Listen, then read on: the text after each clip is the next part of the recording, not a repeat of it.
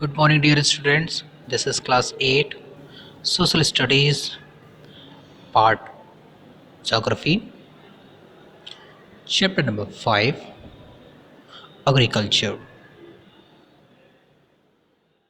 And today my topic is plantations, which means Vriksharopad. Dear students, we have already covered in previous video mixed farming. In this video, you will study plantations, which means पौधारोपण.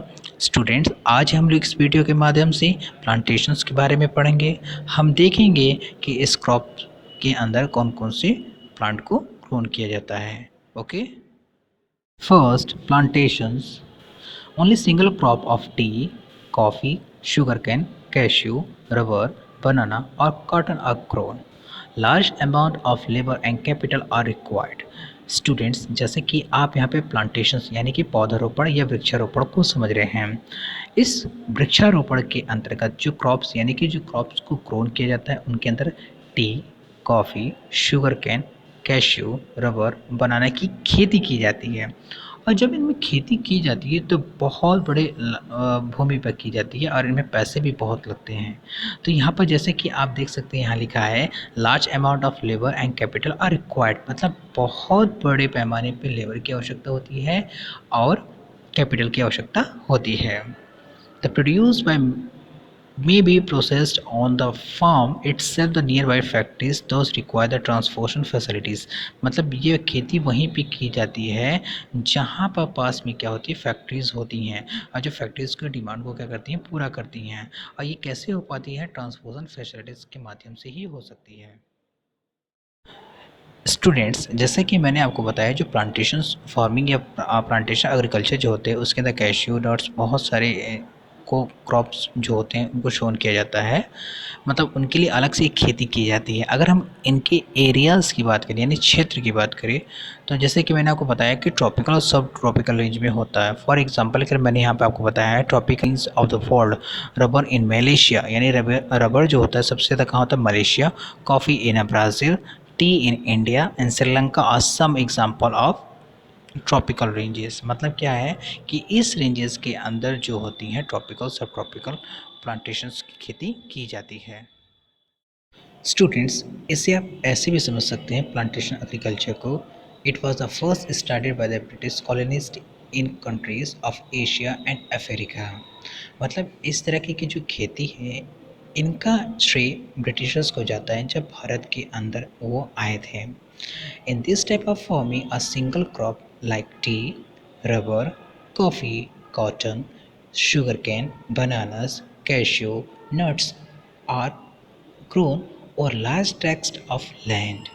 मतलब कहने का तात्पर्य है कि इस तरह की खेती सर्वप्रथम जब भारत के अंदर कॉलोनिस्ट गवर्नमेंट थी यानी कॉलोनियल गवर्नमेंट थी यानी कि उपनिवेशिक, जब ब्रिटिशर्स भारत के अंदर आए थे तब इस तरह की खेती उस समय की जाती थी और इसे वृक्षारोपण या पौधारोपण प्लांटेशन के नाम से जाना जाता है. अगर हम इनके क्रॉप्स की बात करें तो आप देखते हैं कि जो टी होते हैं, जो रबर होते हैं या कॉफ़ी होते हैं, इनको बड़े बड़े हिल्स पे ही किया जाता है. मतलब कि ऊंचाई पे ही की जाती है.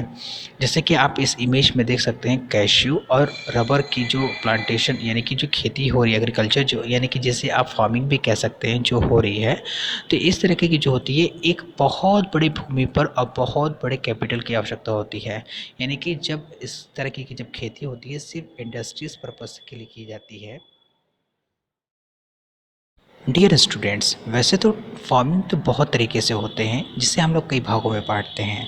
Like intensive subsistence farming, primitive subsistence farming, commercial grain farming and extensive subsistence farming, mixed farming, plantation farming, dairy farming, truck farming, cooperative farming, collective farming, state farming.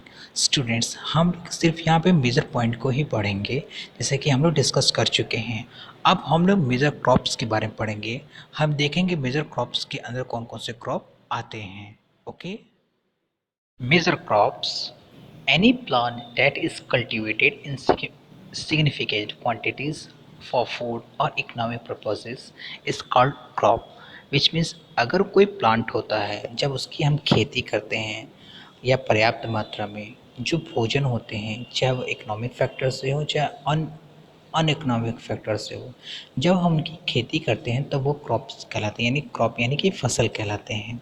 We find different types of climate in different parts of the world.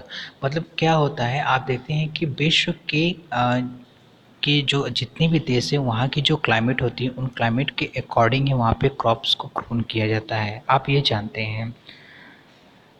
We support a variety of crop production in the world. We can categorize different crops into different categories. मतलब क्या है, हम उनकी climate के according हम उन्हें categories कर सकते हैं, यानी कि वर्गीकरण कर सकते हैं। आप जानते हैं कि जिस तरह की क्लाइमेट होती है उस तरह के वहाँ पे क्रॉप्स को ग्रोन किया जाता है।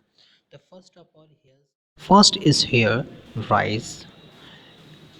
Rice, major food crop of the world. It is the staple diet of the tropical and subtropical ranges. Rice needs high temperature, high humidity and rainfall.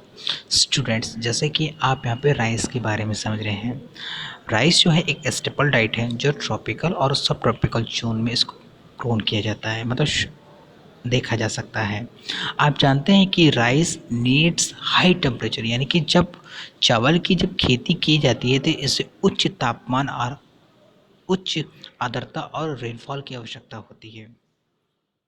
And China leads in the production of the rice followed by the India, Japan, Sri Lanka and Egypt. मतलब China विश्व में सबसे ज़्यादा चावल का उत्पादन करता है, उसके बाद इंडिया, जापान, श्रीलंका और इजिप्ट का नंबर आता है।